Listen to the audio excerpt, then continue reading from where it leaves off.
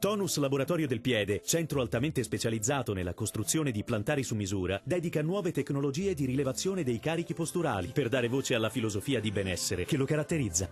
Ben ritrovati al meteo. Peggiora il tempo con qualche fenomeno sulle nostre regioni, ma vediamo il dettaglio. Sul Veneto il cielo risulterà molto nuvoloso e spesso coperto, con piogge sparse al mattino, possibili soprattutto sui settori montuosi. Col passare delle ore la situazione andrà via via migliorando, con tempo più asciutto, ma comunque nuvoloso. Temperature minime tra 4 e 8 gradi.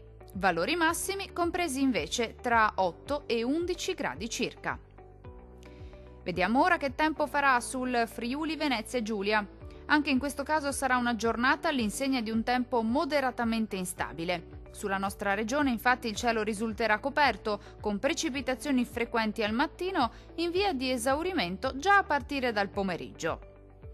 Temperature minime tra 5 e 7 gradi.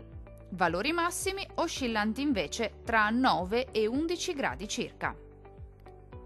Vediamo infine la situazione meteorologica del Trentino Alto Adige. Sulla nostra regione il cielo risulterà irregolarmente nuvoloso e non si esclude qualche rovescio a carattere sparso nella prima parte della giornata, ma anche in questo caso andrà via via migliorando con fenomeni in cessazione nel pomeriggio e maggiore soleggiamento. Temperature minime tra 1 e 5 gradi. Valori massimi compresi invece tra 6 e 10 gradi.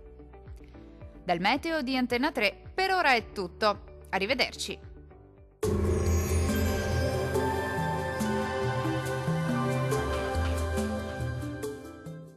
Tonus è il miglior negozio di calzature e moda comoda. Qui troverete il più vasto assortimento di calzature Fratelli Tomasi, eleganza e comodità, perché camminare è vivere.